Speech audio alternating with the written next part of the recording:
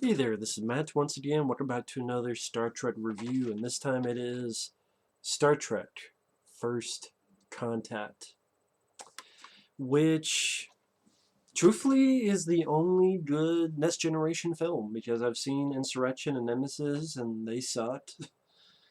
Generation sucked. And it seems like I'm not alone in thinking this is the only good Next Generation movie. And I know people would be like, well, that's kind of weird because, say, Insurrection or even Generations, they were more like the TV show. But okay, you can be more like the TV show, but you have to do it well. Star Trek Generations, I already ranted on that piece of shit. To me, it's the worst Star Trek film. This that fucking movie. And then this one, it just was not done well. Yeah, it's more like the show, but it's a shitty episode, a shitty two-part episode. And then this one is a shitty rip-off of Wrath of Khan, pretty much. This one, though, you say it takes elements from films like Aliens, James Cameron's film. I mean, the first scene is one of the first. Well, the first scene in this is one of the first scenes in Aliens, where your lead character has a nightmare, and in this case, a nightmare within a nightmare, and then he goes off and wipes his face, just like Ripley later on when she has a nightmare, not the first one, but the second one, which we don't see, but she wakes up and then she wipes her face. When you have a queen, alien queen, here a Borg queen, because the Borg, which I think were in a few episodes of the TV show before this, the corridors are all changing and trying to look more like them, kind of like the aliens would make the walls with this cocoon and so forth to look more like their environment.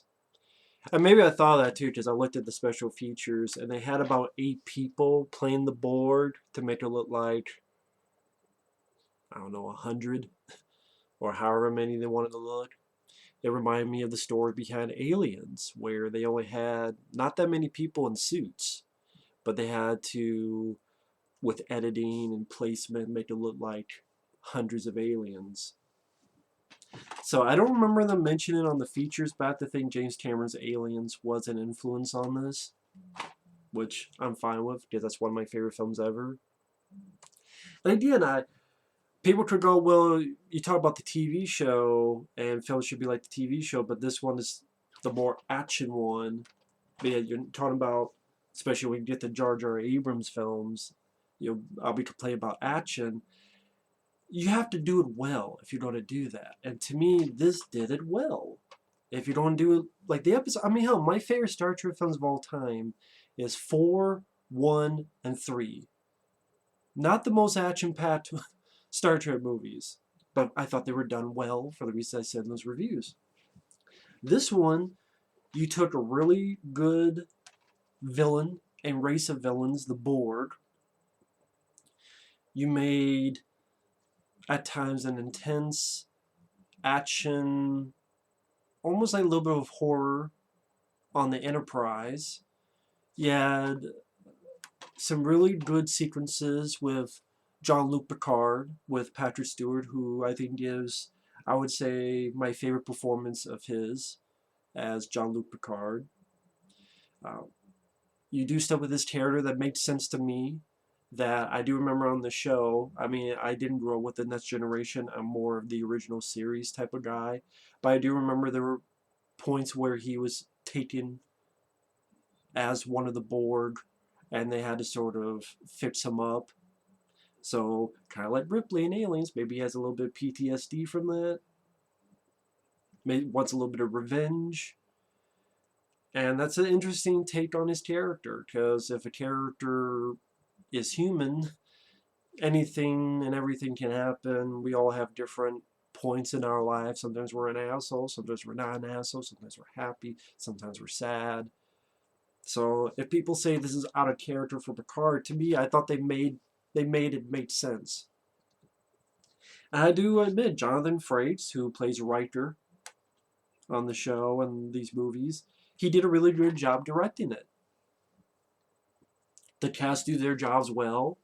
You also have James Cromwell and Alfre Woodard as two people. Because the story is simple, straightforward. It's the board is attacking. They go in to attack the board. A bit of it escapes, goes back in time. The Enterprise follows because the board changed history. And they went back to the date that First Contact is about ready to be made, where James Cromwell is working on this thing that has warp capabilities. And then by doing that and flying on the specific moment, the specific time, an alien race will see it, land, make first contact with humans, and start our evolution into bigger and better things. I guess in the original story, that was going to be the main plot about James Cromwell and them, and then this board was going to be the side plot. But they made the smart decision where the board, that would be the A plot. Because in the original script, Picard was not on the ship fighting the Borg with Data. He was on the planet, and something about there was some romance he was having with this girl while trying to get James Cromwell to fly, and that would have been awful. I know that because it's kind of what they did with this, and it's just fucking boring. You can make I like Star Trek the Motion Picture. I don't think that's boring. Some people do. You can make that done well without being boring. And the stuff with Picard, Data, and the Borg on the Enterprise is easily the best stuff of the movie. And even the marketing says it, because every poster, it's the ones on the Enterprise, the Borg. Nothing about James Cromwell and his stuff. And in fact, that's the stuff I am interested in the least in this movie. I mean, I bet it's okay because James Cromwell does a good job acting wise, and you have LeVar Burton and Jonathan Frakes talking with the guy, trying to convince him, and while he's like, "No, I'm not some hero. Stop worshiping me as a hero. I just wanted to do this for the money." I forgot on that planet amongst the crew with LeVar Burton and Marina Sirtis, who's Troy. Dwight Schultz from the A-Team, because he was on the TV show a few times as a character named Barkley. He has a scene or two down there, which I thought was cool. I didn't realize it until watching it again. That's Dwight Schultz from Howling Mad Murdoch from the A-Team. But to be perfectly honest, that stuff is not really that interesting. And there is a part of me that wishes that you only went back there like 2 times and that we did not cut away from this stuff, because this stuff was the most interesting part to me. And I understand why you do it. I understand why they had to cut away, or they thought they had to cut away. But again, as a personal preference, this was the best part of it. And sometimes it felt as if it was 2 movies kind of fighting, where the best and preferable part was the Borg versus Picard and Data and Worf on this Enterprise,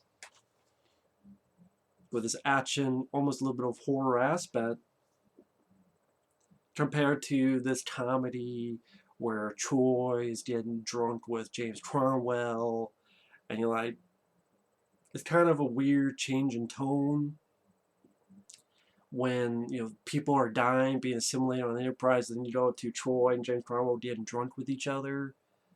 Then it's kind of weird, getting kind of weird change of pace. So again, I probably would have preferred if it was strictly this stuff and only that stuff, and maybe just show what twice on Earth. But again, I think it's okay. But the stuff on the Enterprise, I really like the nightmare scene with Picard being with the Borg. They go to help out. Worf gets picked up. He's on this little ship saying, perhaps today is a good day to die. He gets picked up. Because of what happened to him in the past, Picard has a little bit of connection with the Borg. It's just like, attack this stuff. They fuck up this cube. Nice explosion of a model. They chase after the sphere of the Borg. They go back in time. History's been changed. They look for James Cromwell. They help Alfred Woodard, who's hurt.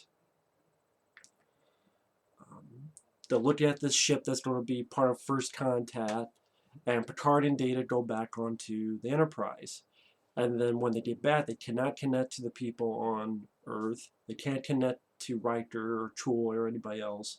So it's Data and Picard and Worf and the other crew dealing with the Borg. And the Borg are an interesting villain. I love the look and design of them. The organic mixed with the synthetic. Alice Creed? I'm not sure. Probably fucked up her last name. She does a wonderful job as the Borg Queen. She was seductive, but she was not over the top. She wasn't campy. She wasn't silly. She played the role very well. And not that bad looking, actually. And he has some fun stuff. Robert Picardo, who I remember, I know he was on one of the shows, I think Star Trek Voyager, but I've seen him in other movies like, what's the one? Inner Space he was in, Gremlins 2 he was in, The Howling. I think he was in Explorers as that alien at the end. He makes an appearance as a hologram doctor. That was a fun little bit. And it's them having to attack the Borg, and the Borg's taking over the crew. Worf is taken out, and Data is taking out Borg. Data breaks the neck of a Borg. Data gets taken. Picard has to kill a crew member. You see more and more of this obsession with Picard as he meets up with Alfred Woodard, and he helps her out. And they're trying to escape and get back to the others while Data is captured and is being seduced by the Borg Queen, is given this synthetic skin, which I thought with the motion chip thing, that part was handled much better here than, say, in Generations, where we just had this annoying fucking laugh to it. Here, you know, again, being able to feel the skin and the seductive part, and then later on when she makes Data kiss her, I thought that worked better in this movie. Much better. With, you know, tempting him with skin, being able to feel, and while they're synthetic and they get human parts, he's well, guess they're all doing that.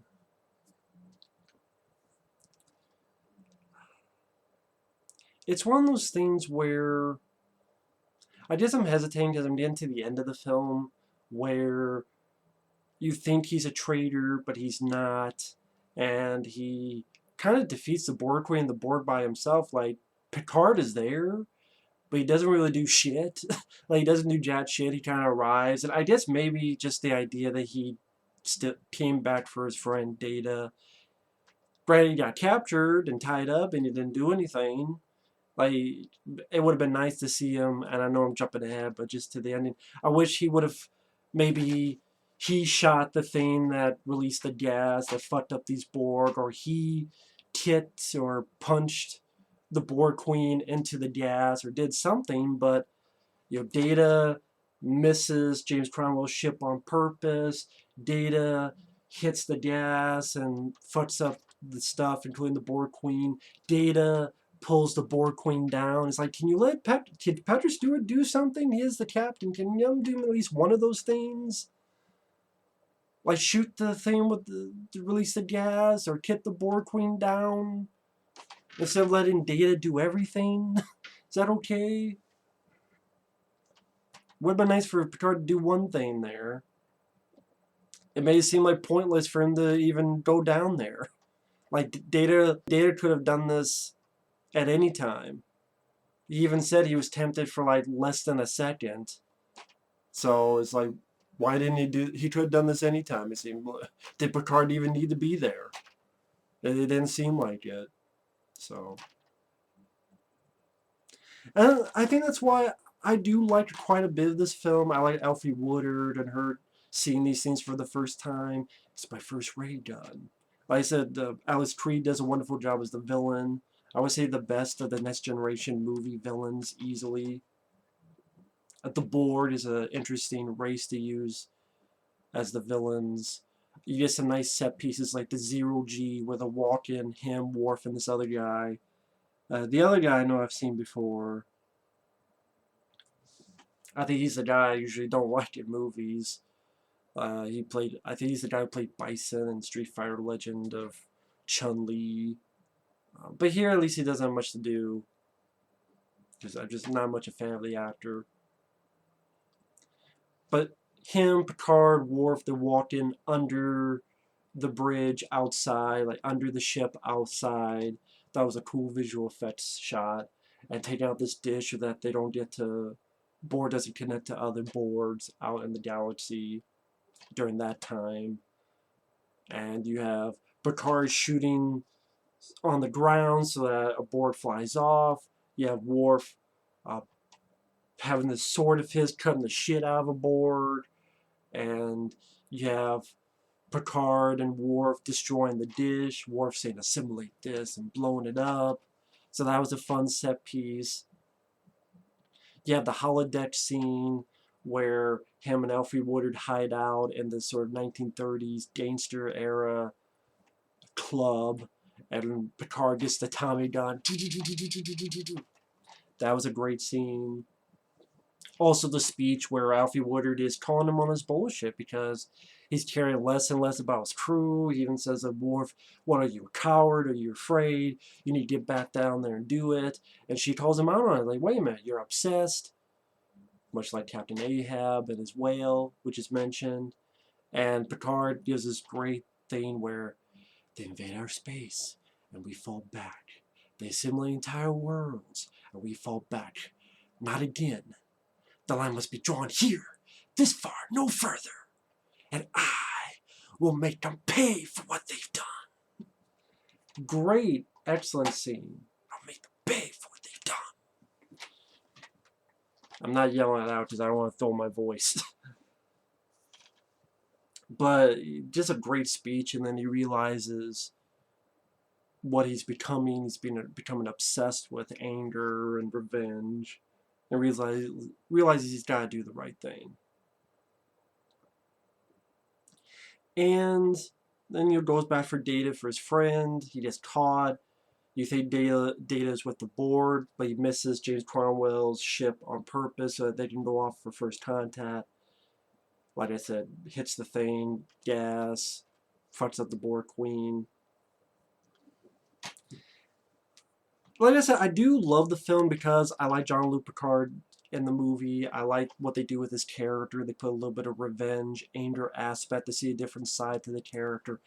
Patrick Stewart has a lot of great scenes, especially that one, I try to quote that line, "Here, no further." Wonderful scene. Brent Spiner does a good job. Again, the villains are great. The race of villains are great. I like that it's a good chunk of the film is in this one Enterprise, so you have a little bit of claustrophobicness to it, which I appreciate. Again, if the writers don't want to admit it, I like that they take a page from Aliens. Again, it's one of my favorite films, so that's a nice page to take from.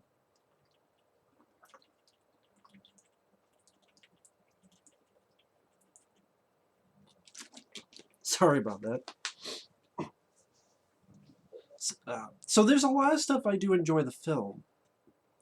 But yeah, I guess the reason, in case maybe people asked this before, when I did my ranking, I said my favorite Star Trek films was 4, 1, 3, 4, 1, 3, 6, 2, 5, and then this one.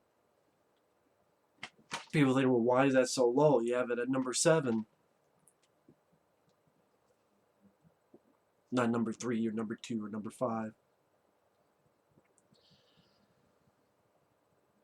The stuff with James Cromwell just wasn't as interesting to me compared with the Borg stuff going on the ship. So anytime it cuts to that, I'm like, can we get back to the board or Picard? What's Picard doing? What's Data doing? What's Worf doing? What are they doing with the board on the ship? Can we get back to that? That's the more interesting, that's the more cooler part of the film. So again, sometimes it felt like two movies. And like, I don't want to see the James Cromwell movie. It's not even a horrible bit of the movie. It's just like, it's just not that interesting. Okay, he's listening to Magic Carpet Ride when they're riding the rocket. Cool. Let's go back to this. And it's just kind of very serious, and then you cut to comedy, like James Cromwell going, "I gotta take a leak," and LaForge is like, "Leak? What's a leak? Does anyone pee where you're from? Oh, leak." And it just seemed like a weird change of tone. And again, I would have liked to have seen Picard do something at the end, because he seems kind of worthless at the end. Like Data does everything. I would like Picard to at least do one thing. I mean, he's the captain of the ship. He's the only one on board now, because he told everyone to eject because he was going to blow up the ship. Would have been nice to, again, do something like use a gun, shoot the gas thing, or shoot at Alice Creed and push her back to the gas or something. Considering it was his nightmares at the beginning, give him something like Ripley in Aliens, where not only shooting the shit out of the nest, but then battling the queen and kicking her out of the airlock. I would like to see Picard do something instead of Data do everything. I know I repeated that like 5 times, but I just want to get. I don't hate this film. I do like the film. I just want to get across very, very blunt as to some of the issues I do have with the movie. And like some of the humor words, I like when Alfie Woodard's with Jean-Luc Picard and he's telling her about, oh yeah, there's no money in the future. And she's like, no money? You mean you don't get paid? Like the way she said that made me laugh. And she was really good in the film. And I like when she stood up to Picard. Made her a strong character, not a pushover. Not bitchy, but also not a pushover. Jerry Goldsmith, once again, he does a wonderful job on the score. Really like the opening. I mean, I know. I just like the way he did the music in this. I thought it worked well. And overall, it is an entertaining film. At the end of the day, it's an entertaining film. Especially the stuff with these characters on the ship. Easily the best part of the movie to me. Entertaining flick. Entertaining Star Trek flick. So it's a good one.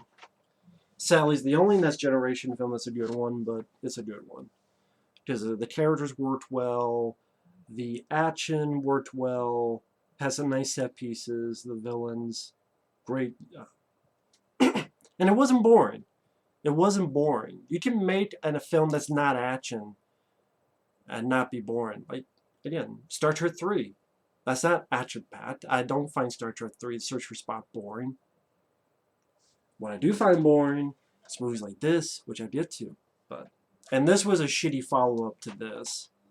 And I'll get to that. But Star Trek First Contact, this might seem like a lame review, but a lot of people have talked about this movie. A lot of people have praised the movie for good reason.